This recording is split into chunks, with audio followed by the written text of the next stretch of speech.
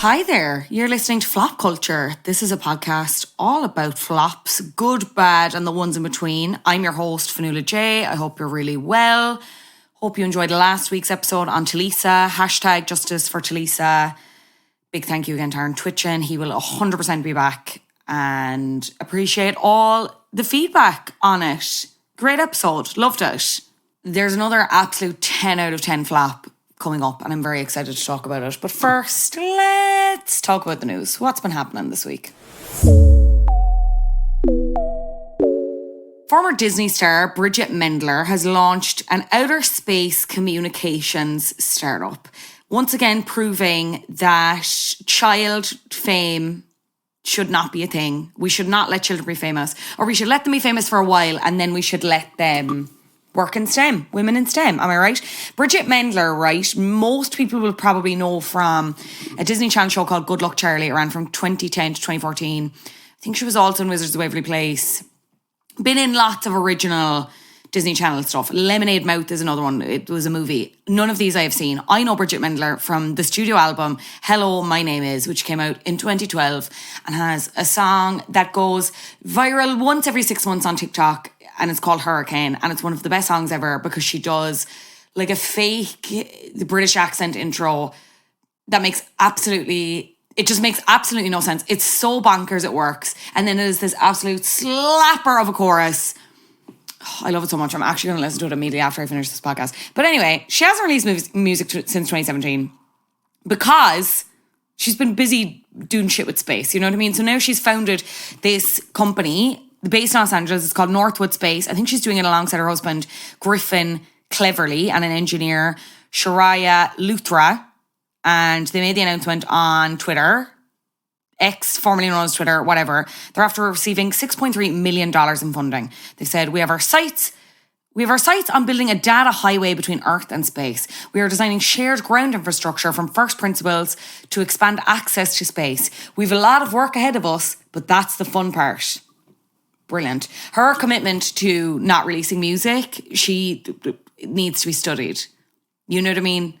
Like, she's outlapping Rihanna Normani at this point because she's like, I will do anything but release music. I want to build a data highway to space. That's what I want to be doing. I don't want to be releasing music. And the organization's mission is to build a data highway between Earth and space to meet the needs of today's space industry. The one-lane rickety road for space data needs to adapt to a 10-lane highway, routing continuous traffic across the globe.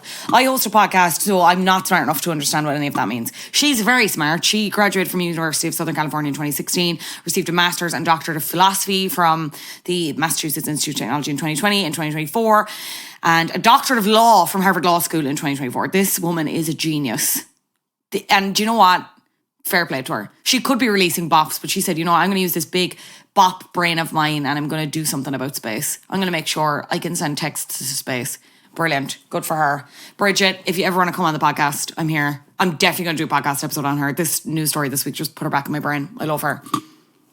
Anyway, from one pop star to another, shall we get into this week's flop? I'm so excited. Let's go back to the mid-noughties, shall we? The reality TV boom, it's just beginning, and all we wanted was to be able to peek into our favourite celebrities' lives. Enter Totally Scott Lee, a show that promised a behind-the-scenes look into the life of step singer Lisa Scott Lee and her husband, Johnny Shentel. However, the premise of the show quickly changed, becoming an experiment that would define what it truly means to flop, in every sense of the word, forever encapsulated by an MTV film crew. Joining me to discuss reality TV one-hit wonder Totally Scott Lee is co-host of the Unveiled podcast, Nessa Morrissey. Enjoy. Nessa Morrissey, you are so welcome to Flop Culture. How are you doing? Great. It's great to be welcomed in my own home. I really appreciate it. This is the first one that I've done on the road. Oh, this is the first one where the guest has been like, come to my house, which is very nice. Thank you for that. Baby. You're so welcome. We're on tour, baby. Appreciate it. Talk to me about the flop that you've picked. I'm so excited. Okay, it's very niche, but that's okay. And I do feel like my whole stars have aligned for being asked to come on this podcast because I will talk about this show rent-free to anybody who listens anyway. which is kind of a weird thing to bring up. So I'm glad that we have a whole thing dedicated to it. So it is Totally Scott Lee, which was a show on MTV in 2005, I think it was, about Lisa Scott Lee, formerly of Steps. She's going on a revival, I don't know if you want to say tour. She's on a revival journey to try and go solo, okay? And she basically has her first single that she's kind of doing on her own, on the cusp of the show coming on board. I think it gets to like 23. 23, yeah. The iconic moment. Sorry, is like, she be doing well. I was gonna say, like, it's very interesting. The whole show kind of charts her essentially flopping, which is hysterical given the concept of this podcast. Perfect. But like, it's funny now because there are so many pop stars now who kind of can get away with actually not really charting at all, and they're still considered successful. So I'm like, was she just too ahead of her time? I don't know. Trailblazer. A trailblazer in some ways, perhaps. Did you watch this when it came out, or was it like a later watch for you? No, it was. I don't know if I'm ashamed or proud to say that this is my third time watching this. No, that's pride. Okay. Third time lucky, that's pride.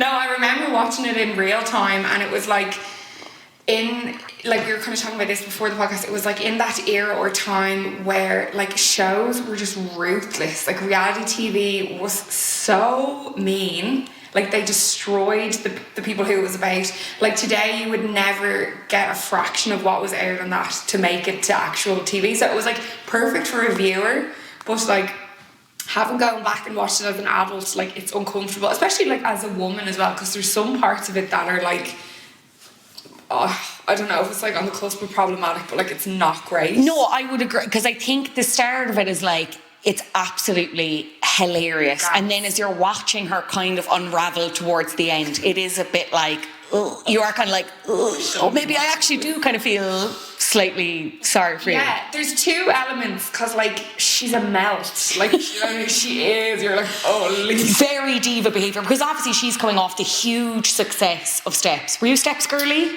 No, like, fair play. No, it worked for me. It's the most polite way of saying no ever. Like, Boot Scootin' Baby was a moment. Yeah, absolutely, yeah. No, that's absolutely fair.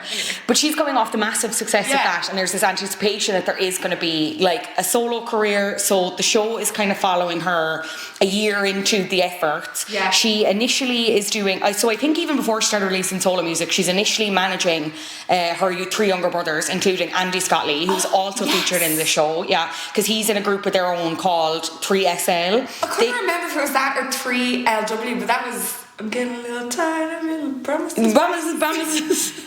Anyway, move on. Too many bands with letters and numbers. They obviously don't really do much. So she does release a debut single. This is 2003, and it's Lately, which she co-wrote. That does reasonably well. It goes to number 6. Oh. She's another song then, Too Far Gone, which goes in at number 11. She ends up parting ways with her label at the time, which is Mercury. So she's like, okay, what am I going to do? She's an album recorded at this point called Unleashed, which is cancelled, even though like promotional samplers had been sent out already. So then she's like, okay, what do I do? She ends up self-funding this project with Intenso Project, this song called Get It On, and they self-fund the video and stuff, and that's where we meet them at the start of the first episode, because it's like, okay, she has this song, she's getting out there, she's like a sexy girl, like how is the track going to do, whatever, because Lisa throughout this whole thing also wants you to know that she's working very hard. She's a very hard-working girlie. She's a hard-working pop star. Oh my god, would she stop? We get it. Oh, well, we'll delve into that. Yeah. So it opens, and it's that iconic first episode where it's like she's talking to her manager, who is Nathan Moore, who's also kind of a failed pop star, and it's that man. Beyond. We'll get into it. But it opens, and okay, the song goes to 23. She's devastated. Yeah. She's like, we were B-listed on Capitol, like the song should have gone to number 1. And I get it, because obviously they've self-funded the video or whatever. Yeah. MTV are filming all this. MTV have the idea to be like, well, we're filming this as it is anyway, so like, let's take this as a challenge. Yeah. Your next song that you do has to break the top 10, or you give up your pop career. So the show is essentially charting the work she's putting into getting the song and the work she's doing to promote the song. And there's this live show at the end to see whether she ends up making it in the chart.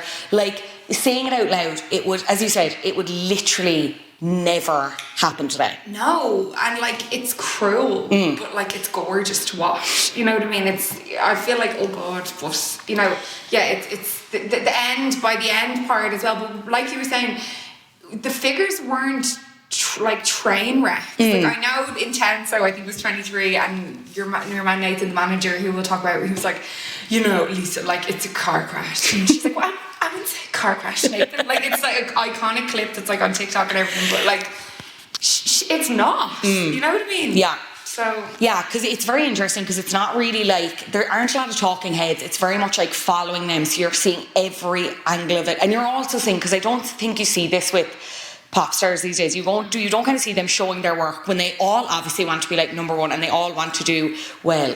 But it seemed like at this time it was like, oh no, you don't admit that you want to do well. You don't admit that, like, not getting into the top 20 is a failure. Whereas you're seeing Lisa be like, this is shit. And, like, she's openly saying this in radio interviews and promotion interviews and stuff like that. I know, obviously, it's tied into the show as well. It's the whole premise. But she's actually being like, yeah, no, if we don't get to top 10, I'm going to be devastated. Like, I put in so much work into this music for my fans. If I'm not getting the same response back from my fans, like, that's a bit shit. Like, it's so candid and it's so funny, and I'm like, I don't know if you're hearing yourself, like, what you're saying. This is again where I'm like, sometimes I'm like, yeah, maybe shy, and then there's a real element of like expectancy there as well from her. I think just because you're putting the work in, like, it doesn't mean you're going to get. Now, in fairness to her, like, I don't think she was set up for success. Her manager is kooky dooky. Yeah. He is, what's his name? Nathan. And he had been in a boy band called Brother Beyond as their lead singer. Lets us know every 3 to 4 seconds. Which I will say that's the editors, and it's fucking hilarious, because Nathan's like, because when I was in a band and then it cuts and it's like just him in the music video, like, like typical 90s, 80s. He went on, as you said, like, he's managing Lisa Scott Lee, but he went on and represented a number of other Pop Idol contestants and stuff. Like, he didn't have a huge amount of success, but like, he's trying to manage Lisa. He's then also trying to manage her brother, Andy Scott Lee, who again, we've already mentioned, kind of another failed boy band, Pop Idol person. He's managing the two of them. He himself is still kind of performing in Butlins and like Pontins. And Pontins. Sorry, not Butlins. Not even Butlins, babe. Pontins. Like, he booked Lisa for Mardi Gras in Cardiff. But the home of Mardi Gras. And it's somebody laughing at. The soul of Mardi Gras. But he also booked himself on Mardi Gras, and it's kind of like, surely there's a conflict of interest here. And like, you kind of see that unravel as well. So sorry about that. That's okay. She's a busy girl, girls. She's booked and busy. I was like, Mom, text me during this. So you kind of see then they kind of push the funnel down further and further of trying to amalgamate Andy, the brother, and Lisa together. And as Fionnuala said, he's managing the both of them. And he starts to like make them try and launch their single on the same day. They end up getting signed to the same record label. They share a video set, essentially. It was like timeshare, which she did the morning and they did a quick fucking clean up, and then he was on, you know. So yeah, like, she was never, considering all of that, I think the success she had with the song was pretty okay. And the song wasn't bad. The song isn't bad, right? So the song is called Electric, and that's another kind of arc in the series as well, where it's like she wants to, Electric is very pop, electro pop, again, kind of in the realm of like, I'm a sexy girl, sexy girl. Yeah. And then the other track she recorded was Now or Never, which was way more like contemporary adult, like guitar, rock, raw, authentic me. Guy Chambers wrote Electric, and he also wrote a load of Brian McFadden songs. And Spice Girls. And Spice Girls, yeah, and Robbie Williams. Yeah, they should have went that route. Yeah. Yeah, but a good song. It was kind of like a shit version of Padam, but like, that's okay. I was kind of like, I like this song. Like, I'm okay with this. It's just so funny again to watch the tension between her and the record label team. So at this point she was signed to, as you mentioned, the same label as Andy Scott Lee. It was Concept Records. It was a much smaller record label. Again, prior to this, you're seeing Nathan go around, like, he has this flip chart with all the labels written on it, and it's just like no written next to all of them. And he's going back to say that to Lisa, and Lisa's like, but they can't all say no. They eventually get the deal with Concept. Yeah. And again, you can see the struggle in Concept's offices, because like, they've obviously signed on because it's like, okay, we have an MTV TV show backing this and whatever, and like, Lisa's kind of had a track record of like having songs, so like, surely how hard can it be? But there's one woman in there, Roseanne, and is not about her from the get-go. And hides it so well. Hides it so well in front of all of the MTV cameras. I know, but like, she's like, sorry, it doesn't work like that, which I understand because like I do think Lisa was trying to dictate their decisions, but then again, stuff you would never see today was like the record label exec, I think his name is Max. And Max Bloom. Roseanne, your one, the other exec label being like, I mean, who even buys Lisa Scott Lee records? And it was like, you signed her. It's, oh my God, it's beyond. And even that whole conversation around when they're like, when Lisa's going back being like, I think we should do Now or Never, and they're pushing Electric, and they, like, the two of them they're essentially hanging up on Lisa and being like, what the fuck's she on about? And Roseanne is essentially like, she doesn't know best. Like, the artists don't always know best. Getting that insight was just so interesting. Yeah. But then, like, mashed into the show while you're following her solo career and these endeavours, you're getting insets of like Lisa Scott Lee and her life with her husband, who, I'm going to be honest, I cannot believe she's still married to, but like, it's fair play, happy for them. He's an absolute dope. Do you? Oh my God, I thought he was such a good husband.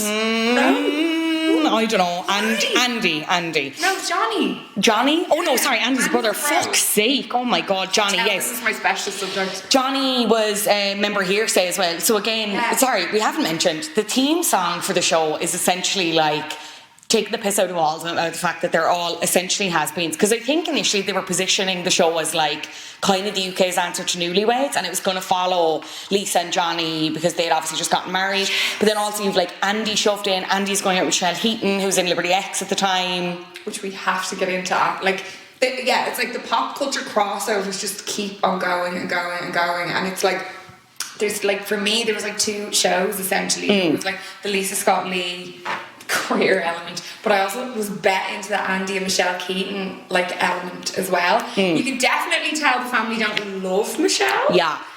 It's not exactly hidden, and I thought it was so interesting because it was like so the time and culture of like the whole celebrity, like, you know, when celebrity was like a real thing, like Paps and like tabloid, like real tabloid culture. Yeah, it was like obviously before times of social media, and that was like their currency. So he like was going to propose to Michelle and didn't tell any of his family because he was like, you know, obviously I don't want to mess up the tell-all with okay. And it was like, he was just being so transparent about it. Like, he wasn't even trying to like play it down as if that's not the reason we're doing this or whatever, you know. And then like Lisa and the husband then are like kind of giving it shit about them that they basically got engaged.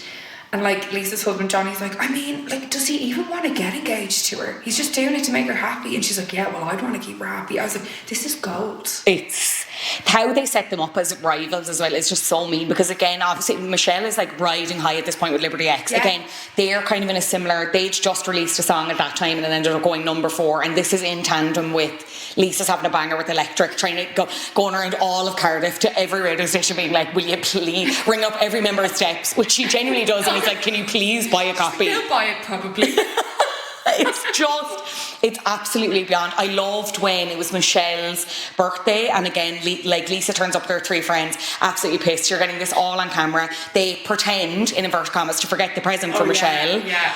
Like, they're falling around the streets laughing that Lisa hasn't eaten properly that day, so that's why she's so fucked, and they're calling her Lisa Scone Lee because that's all she's eaten. That was a belter. I can't, like, it's just to get that insight, because it's like the things you'd be doing with your own friends on the night out where you're like, this is hilarious, but it's like MTV are capturing the whole thing and are watching it now and we're going to eviscerate you for it. I know, one of my other favourite like lol moments was when she goes to see a celebrity psychic. I can't remember his name, but he gave Jackie Stallone energy. Oh, majorly. He was like, you're gonna be a star. And he was like, the people want Liza. And she's like, it's Lisa. And he's like, you need to be sexy. He's like, the denim jacket. She's like, no sexy. No. No sexy. No. He's like, who the fuck is this man? I love him. How does it finish up then? We're across 8 episodes, and as I said, we're kind of following all of their lives and her desperately like on a mission to get back into the charts again. How does the series kind of conclude? Yeah, she kind of essentially walks further and further off the plank, you know, and then number 8 is essentially we're watching her waiting her to drop. Yeah. You know, and it's cruel, okay, because they have her basically on MTV Live Right. Yeah, so that like is it the 7th episode is live, or a bit of it is live, and it's introed by Emma Willis and an irrelevant male TV presenter. Sorry, don't care. Whatever. Happy for you, don't care. And they're kind of like, okay, so you're going to find out the results now after this with us, and we've kept you in a room all day, blah blah blah. And then the non-live portion is them kind of tracking the last few hours and the last kind of ditch efforts. Yeah. So then you come back from the break and it's Emma Willis being like, so we've kept you here, like, how are you feeling? What are you going to quit the music industry? Whatever, if this comes out and like, we haven't seen what's gone on behind the scenes yet, but like Lisa actually already knows the chart position, and it's kind of, it's like a horror movie, how it unfolds. I can't stop watching it. So Emma reveals the news that Electric has gone in at number 13. Yeah. And Lisa's like, it's still alright. It's still alright. Her eyes are dead. Her eyes are dead. Everyone's kind of like applauding in the background because all the full cast is there, like Michelle Heaton, Andy, Nathan. It's just her family is there. This confetti drops from the ceiling. It's one of the most miserable things I've ever seen in my entire life. And then to see what actually is going on behind the scenes, like before they go to air, that's the bit where I was like, oh, actually, maybe I do feel a bit sorry for you, even though you were acting like a massive diva. Yeah, I do feel like it was like a public lynching a little bit of her, you know what I mean? Like, and Emma Willis opened the intro of the show being like, you are such a brave woman. Like, if somebody was opening with me waiting to find out what chart position I was, I'd be like, yeah, I'm off. Yeah. Because like brave is not good sometimes, you know what I mean?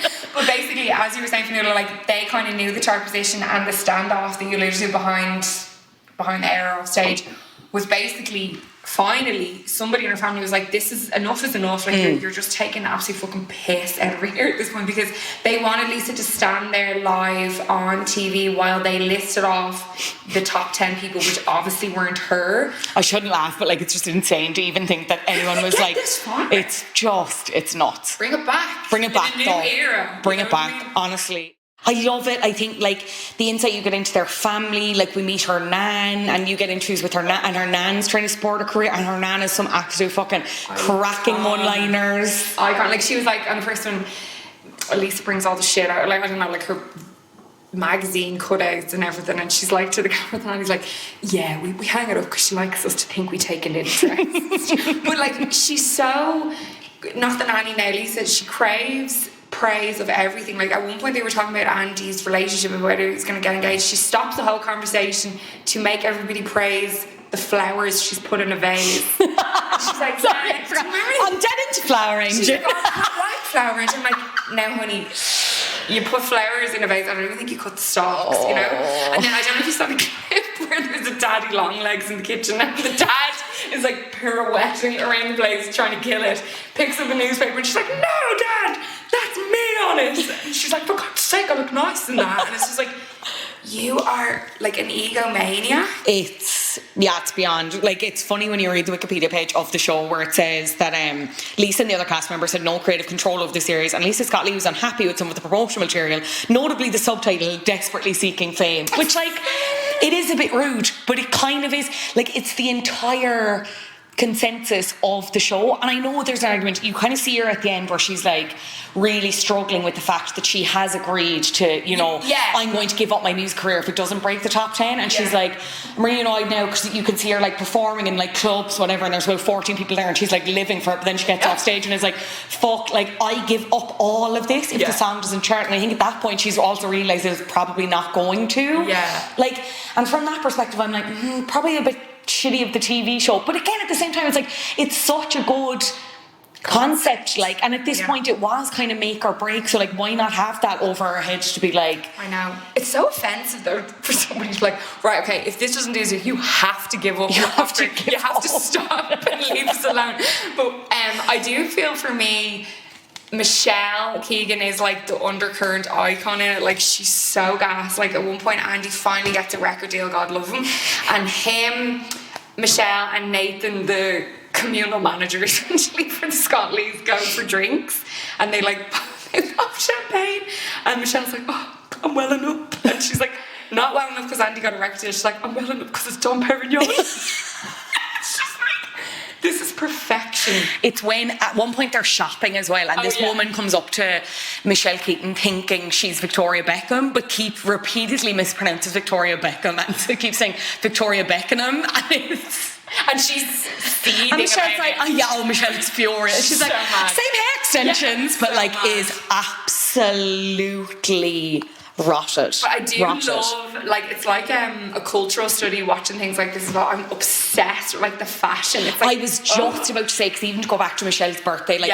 Lisa turns up in this, it's white halter neck top, this short green sequin it's like skirt. Dancing on Ice. It was like she's going out for Paddy's Day or something. It was just it was and it was the same for her own birthday. She wears this like tube top kind of dress, and it's like adds a sequin belt to it. It's just it is such a product of its time. I love, like, it's such a time capsule. Exactly, I love it. Yeah, or like her going like on the route to promote her single, like she goes to the opening of a Goldsmiths, which is like basically less than Fields, which Fields is fab, but like, you know, shout out Fields.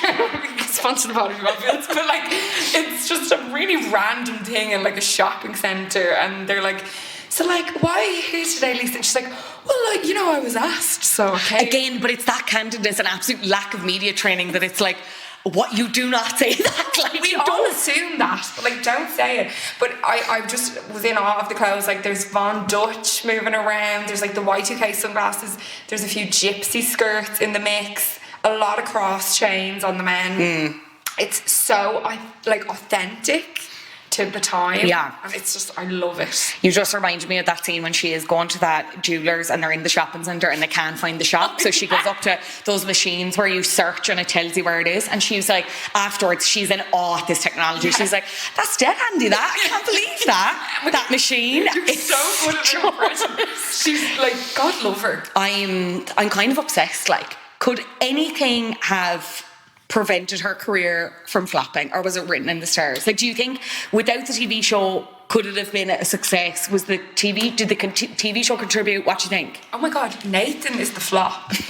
True. If he spent less time in Pontins. But like, considering like the 13 was like pretty good, and essentially they had 2 weeks to get a song, to get a record deal. So like, that's ridiculous. They didn't have any sort of like a proper media campaign. I know they had the MTV show, but like, people weren't really hearing the song. So I think, considering what she pulled off, despite the drawbacks she had and like the people in her corner, because they weren't rooting for her at all. It was like they wanted to see her fall nearly. Like, you have a clip of Nathan turning to Andy Scottley and like saying that he thinks Lisa is difficult, which, like, don't get me wrong, from the show it seemed like she was, but like, you're saying that to one, her brother, to like a fellow client. It's just in some ways, I don't think any of them were like rooting against her, bar maybe Roseanne, but like it's really hard to watch, or Roseanne I should say, but it's really hard to watch that team and just be like, you were the only one steering this. But even in some ways it felt like she wasn't either. It just really felt like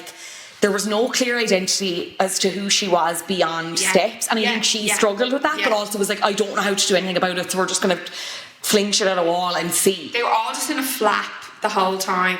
But another thing that I did love, just to go back to like the era of like tabloids and all that, is when they staged a paparazzi shoot. Do you remember this? So it's like, yes, with Now Magazine. Now Magazine, and it's like the caption is like caught on camera, and they're like reading a magazine in the park, talking, and more bizarrely playing cricket.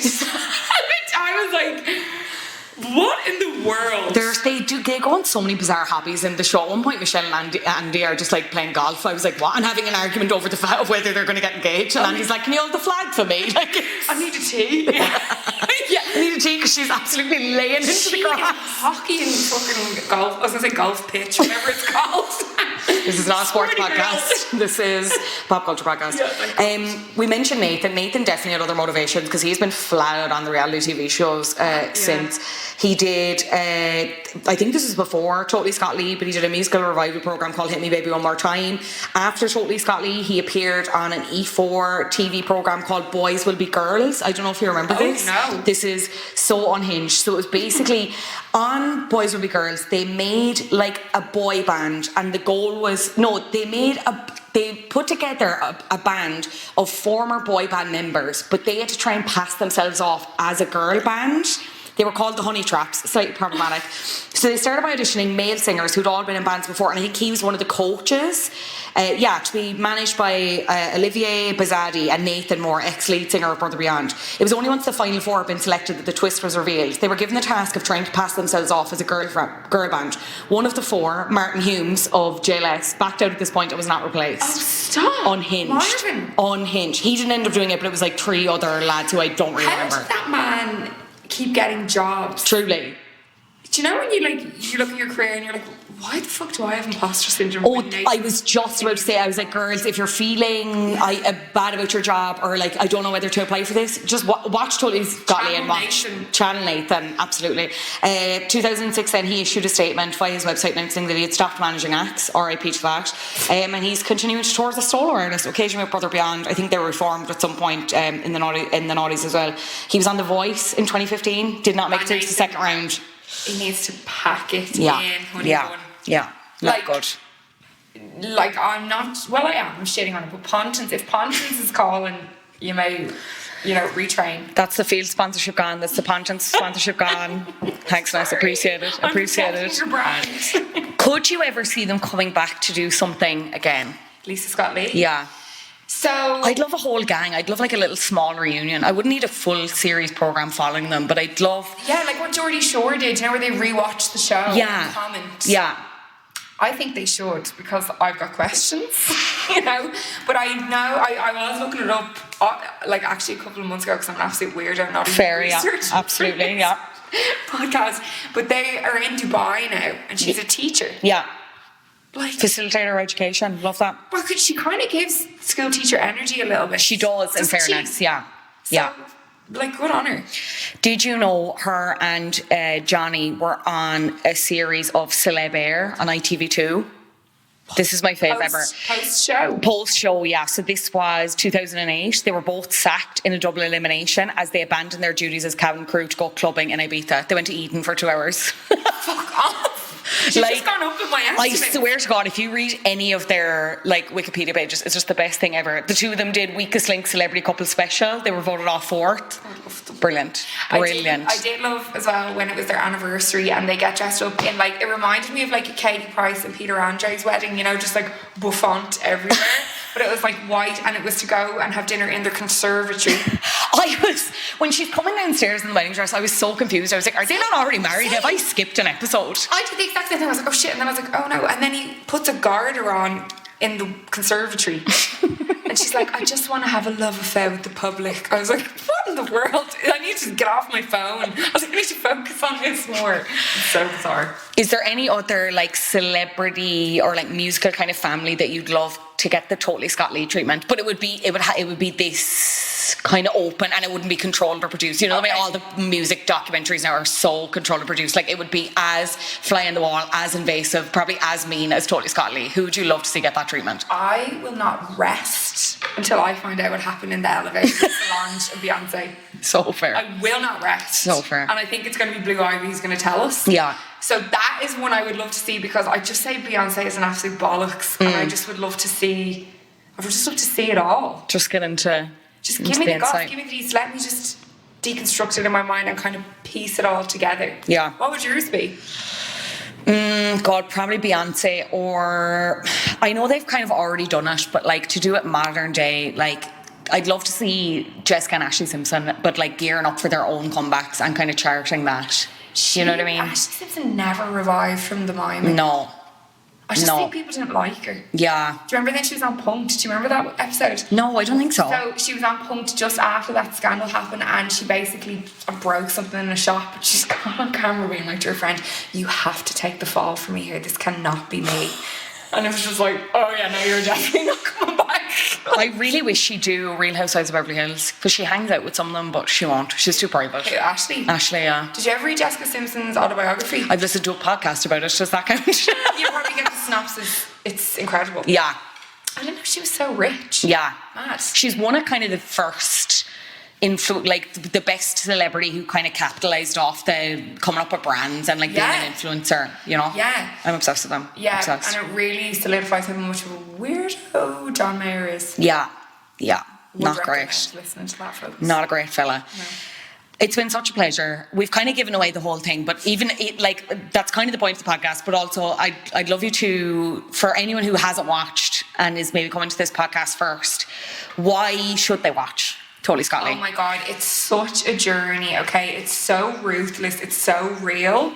And you're kind of invested as well to see how it goes. I mean, obviously, spoiler alert, we've kind of revealed the charge, but it's more the journey of it and just the pop culture crossover for me. It's just, to me, it's like the perfect British reality TV show. So Yeah. you're going to have to. And I don't know where you watched it, but I watched it on YouTube. It's all on YouTube. Thank God for that person. Seamless, yeah. Ganak 13 or whatever your name is. That's public service broadcasting. I'm so grateful for you. Yeah, look, she kind of flopped on the show, but I will say she did end up kind of getting the last laugh. She had her first full-length solo album, Now or Never. Never or Now, sorry, the original title of the second song. And it was released in South Africa first. March 26th of that in 2007. International Queen. Also love that, how it documents how it's like, oh, you flopped in the UK, but maybe we'll try other territories. Yeah, Never happens. Ready for no, they weren't. She was ahead of her time. Been a pleasure. Where can people hear more from you, Nessa, if they want to? Oh, yes. So you can catch me as co-host of Unveiled. So we are coming out with episodes every Monday, wherever you get your podcasts, and would love you to tune in. It's a great podcast. I've been on before. I'm not just saying that because I've been on before, but it's a great podcast. You came up with the best line of all time where you describe somebody as the human equivalent of a carvery. Poetic justice. Poetic justice, truly. Nessa, always a pleasure. You are always welcome back. But for now, thank you so much for being on Flop Culture. My love. Goodbye.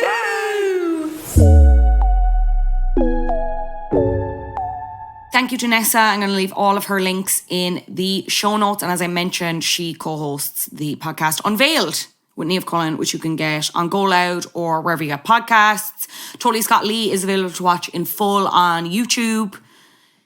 It's one of the best reality shows I've ever seen. And it pains me that we'll never, ever, ever see the likes of it. Obviously, I think some aspects of it wouldn't happen today, and rightfully so. And then there are some aspects of it, the lack of control, I mean, you just don't get it anymore. And it makes me sad. So brilliant. Just so many scenes. Finally, top of the flops this week. Let's discuss, shall we? You're a flop. It was the BAFTAs this week. British film. I don't think it was the TV part of it yet. So it was the Film Awards, hosted by David Tennant. All the usual suspects winning. Yup, Cillian Murphy for Cork, winning for Oppenheimer, Best Actor. He's definitely going to win the Oscar. I'm very excited for him. I'm very excited for Cork. And, you know, with the ceremonies, you have your usual red carpets. Obviously, actors being interviewed. Andrew Scott was there. Obviously missed out on a nomination for All of Us Strangers. But he was there. Paul Mescal nominated. Paul Mescal was there. They were all there celebrating each other, having a laugh, whatever. Andrew Scott at one point is interviewed by a BBC reporter. I actually think he's their arts and entertainment correspondent, Colin Patterson. And Colin does his job, gets him and is like, how are ya? And starts to ask him about fellow Irish actor Barry Keoghan, who was nominated at the BAFTAs for Saltburn. We talked about Saltburn on the Patreon. If you want to go listen to that, it's patreon.com/flopculture. The film is about to be spoiled if you haven't listened, so just to bear that in mind. And the correspondent starts to, as I mentioned, asks Andrew Scott if he knows Barry Keoghan, and asks about his reaction to seeing Barry Keoghan's naked dance scene in Saltburn. For anyone, again, who's not familiar, the end of the film ends with Barry Keoghan dancing and helicoptering his genitalia around, essentially, right? Let's put it politely, right? And that's why Sophie Alex-Bextor's song is going viral, because it soundtracks that moment. Anyway, he asks about it and Andrew Scott is saying, I won't spoil it for anybody. And Patterson is kind of pressing him, even though it's very clear then that Andrew doesn't really want to talk about it. And Patterson's like, I mean, you've spoiled it away. And Andrew's like, no, all good. Patterson seemingly being unable to read a room or a person.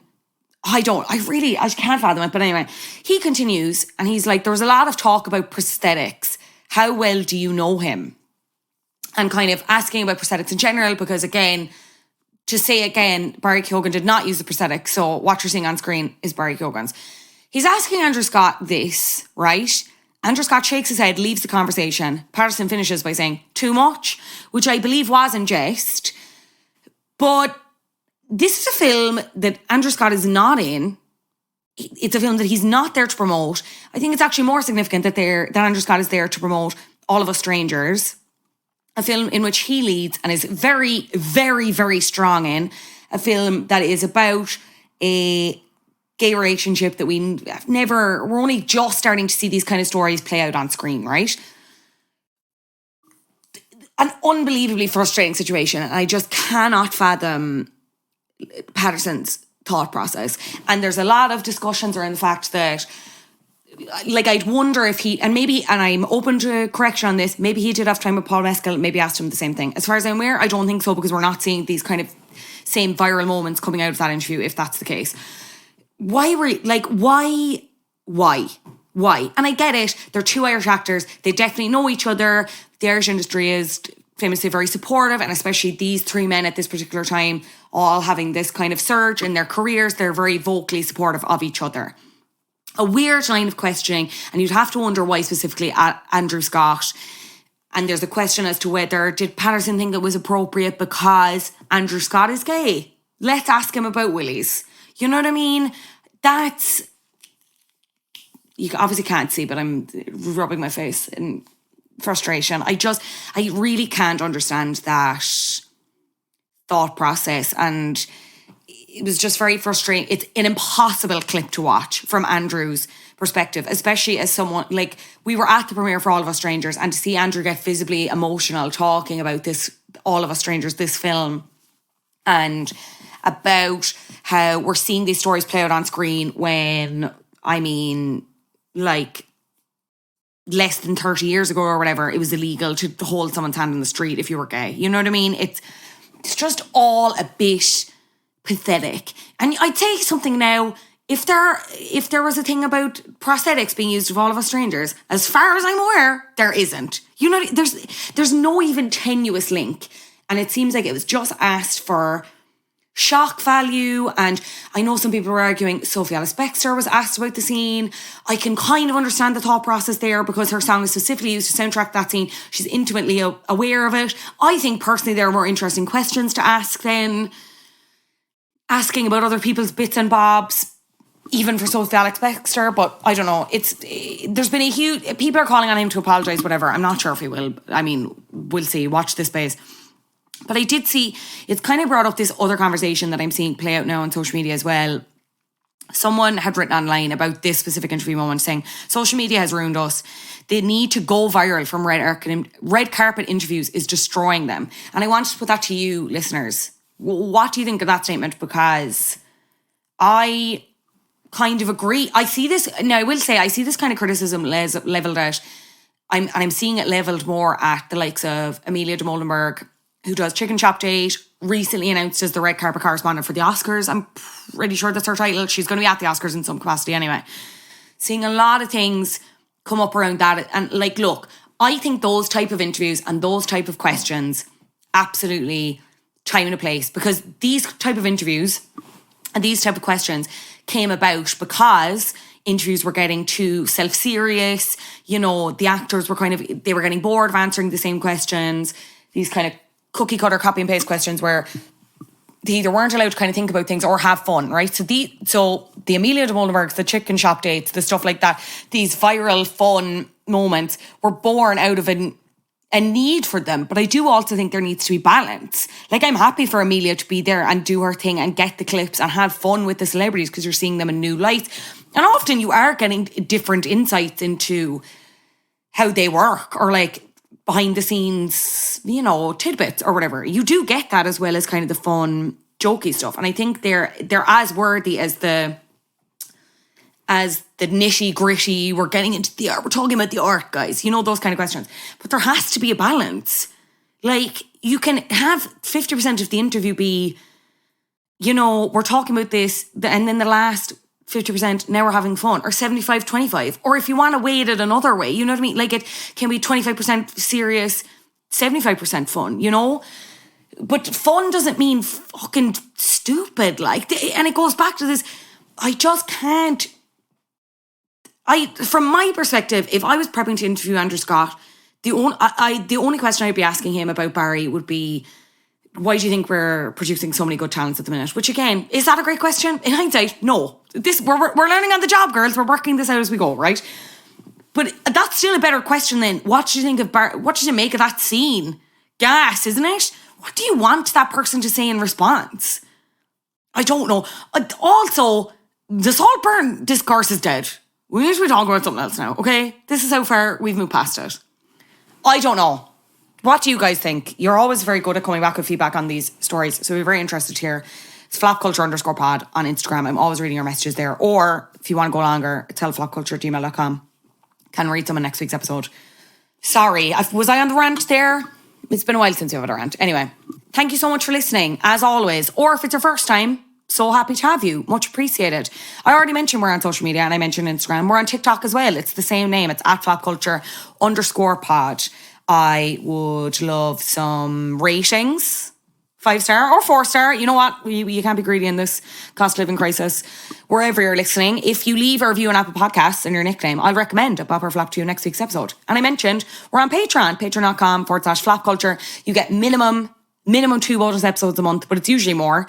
What have we done this month so far? We just released our episode of Pop Culture on Sharp Objects, a brilliant recap with Kay McCarthy, and also coming up, I did an episode on Book Talk. Is it in its flop era with Carla Kay? Lots of book talk drama around specific authors, genres, tropes, stuff that I knew nothing about, so I was really glad that Carla jumped in on that.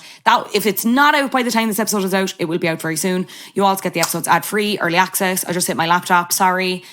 You get other things. Sometimes you get video episodes. It's great. I love it over there. And you get an opportunity to chat with me, leave comments. As always, if you want to request episode topics, it's helloflopculture@gmail.com. We're nearly coming to the end of season 3, so this is really your last chance unless you're waiting for the next season. So do get your suggestions in. If you just want the bonus audio, you can also now subscribe on Apple Podcasts for slightly cheaper as well, and you get the episodes in feed. Some of the episodes are available to watch on YouTube, including this one. I think that's all my plugging. This has been Flop Culture. I really appreciate you listening. Edited as always by Adam Shanahan. I'll see you back here, same time, same place, next week. Bye-bye.